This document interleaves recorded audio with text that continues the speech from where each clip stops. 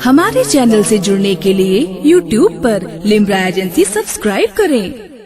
सरजमीन लखनऊ में किस तरीके से हो, क्योंकि हमारी सुन्नियत कैसे मुत्तहिद हो और हम दीन की खिदमत कैसे करें। लेकिन चूँकि हमारा प्रोग्राम चूँकि बारिश की वजह से नज़र हो गया, जो बाहर होने वाला था वो आज यहाँ पर हो गया, और हमें और आपको बड़ी ज़िम्मेदारी के साथ उलमा का, दानिशवरान का खिताब भी सुनना है,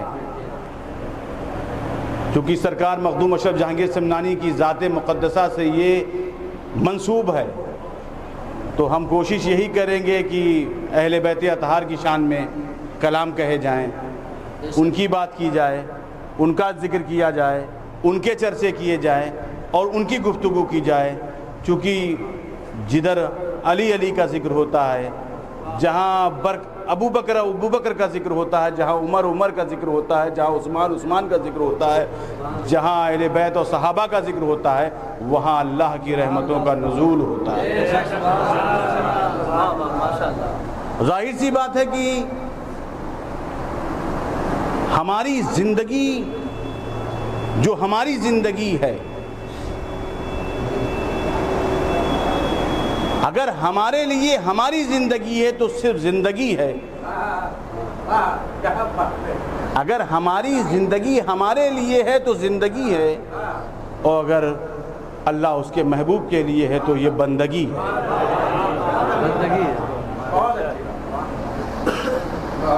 आप ये सोचिए, तालीमी सफ़र में हमें आगे निकलना है, दीनी मामलात में हमें आगे निकलना है,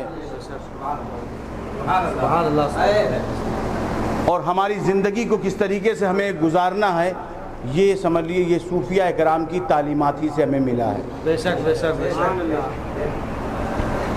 बुज़ुर्गों की तालीम से, किसी बुज़ुर्ग से किसी शख्स ने पूछा था, हमें वो तरीक़ा बताइए जिसमें अच्छी ज़िंदगी हो। मेरी सुबह शाम, डे और नाइट, सुबह शाम मेरी कटती रहे और एक अच्छी ज़िंदगी हो, मुझे वो ज़िंदगी चाहिए। तो बुज़ुर्ग ने कहा था, मुझसे अच्छी ज़िंदगी की बात ना करो, मुझसे अगर बात करनी है तो अच्छी मौत की बात करो। अच्छी ज़िंदगी की मुझसे बात मत करो, अगर करना है तो एक अच्छी मौत की बात करो, क्योंकि अच्छी ज़िंदगी की बात करने वाले दुनिया में बहुत लोग आपको मिल जाएंगे। अच्छी ज़िंदगी की बात करने वाले एक से एक दानिश्वर मिल जाएंगे। अच्छी ज़िंदगी की बात करने वाले कॉलेजों में बड़े बड़े प्रोफेसर मिल जाएंगे। अच्छी ज़िंदगी की बात करने वाले बड़ी बड़ी जमात के बड़े बड़े लीडर मिल जाएंगे। अच्छी ज़िंदगी की बात करते हैं, सियासी जमात से पूछे तो आपकी अच्छी ज़िंदगी और बेहतर ज़िंदगी की बात करते हैं। मगर एक मुर्शिद ने, एक बुज़ुर्ग ने, एक सूफ़ी ने कहा, अच्छी ज़िंदगी की बात ना करो, अगर करना है तो मैं तुम्हें बताऊँ तो अच्छी मौत की बात करो। अच्छी मौत कैसे आती है इंसान को? अच्छी ज़िंदगी के पीछे तो सारी कायनात भाग रही है, मगर अच्छी मौत कैसे आती है? तो उन्होंने मुझको कहा था, अगर तुम अच्छी ज़िंदगी चाहते हो तो याद रखो कि लोगों की अच्छी ज़िंदगी बनाने में अपनी ज़िंदगी को गुजारना। अपनी ज़िंदगी को लोगों के लिए अच्छी ज़िंदगी बनाने में लगा दो, तो याद रखना तुम्हारी अच्छी ज़िंदगी नहीं हो या ना, मुझे नहीं मालूम, मगर मैं ये जानता हूं कि तुम्हें एक अच्छी मौत ज़रूर मिलेगी।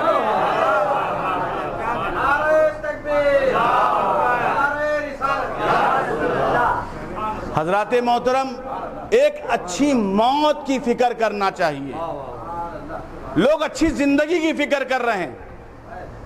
हज़रत मखदूम सुल्तान सैयद अशरफ जहांगीर समनानी नूर बख्शी नूरानी ने अच्छी ज़िंदगी के बारे में आपने सोचना है कि उन्होंने अच्छी ज़िंदगी के बारे में सोचा होगा कि अच्छी ज़िंदगी हो तो अक्ल फहम तो यही कहेगा, सल्तनत जिसके पास है उसके पास अच्छी जिंदगी है, दौलत जिसके पास है उसके पास अच्छी जिंदगी है, मकान शानदार जिसके पास है उसके पास अच्छी जिंदगी है, जिसके पास हुकूमत, ताकत, कुव्वत, शक्ति, उसके पास अच्छी जिंदगी है। अक्ल यही कह रही है, सब यही कहेंगे कि ये अच्छी जिंदगी है।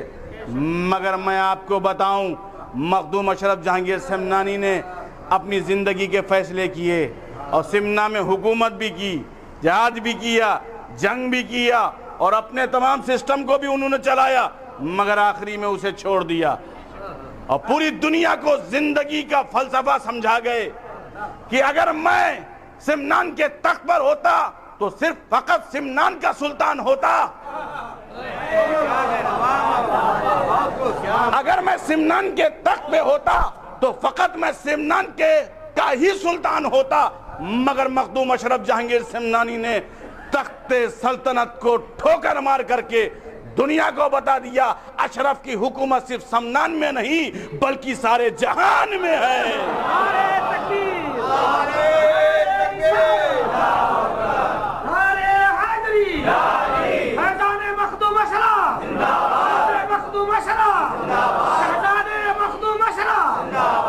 तो हजरत मखदूम सुल्तान सैयद अशरफ जहांगीर सिमनानी नूर बख्शी नूरानी की पूरी जिंदगी और उनकी पूरी तारीख को आप उठा के देखें, मखदूम पाक की पूरी जिंदगी तसव्वुफ का एक इंसाइक्लोपीडिया था।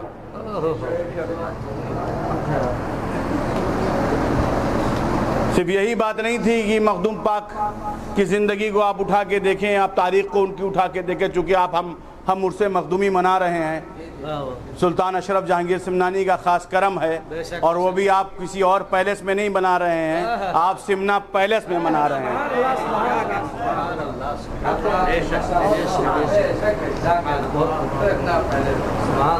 तो अशरफ का करम है कि सिमना पैलेस में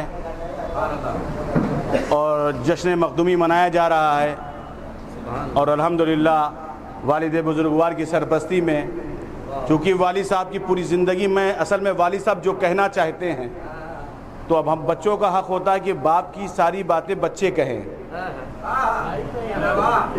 इसलिए कि बच्चे सारी बातें बाप की अब हम करें, इसलिए वाली साहब की पूरी तलवार अब हम लोगों के हाथ में आ गई है, इसलिए अब हम लोग सारी बातें करेंगे और हम वाली साहब की तरफ से ये बात करें। उनकी एक मुहिम है सुन्नियत को लेकर कि किस तरीके से एजुकेशन पे काम हो, मुसलमानों पे किस तरीके से हो रहा है, मदरसों में किस तरीके से हो रहा है, मदारिस में किस तरीके से प्रॉब्लम क्रिएट हो रहे हैं, कब हम मुत्तहिद होंगे, कब हम एक साथ होंगे, हम खाली झंडा ही लेके चलें, डंडा कब हमारे हाथ में होगा। तो मैंने कहा कि भाई देखिए, उलमा जो होते हैं वो झंडा होता है, पब्लिक के हाथ में डंडा होता है,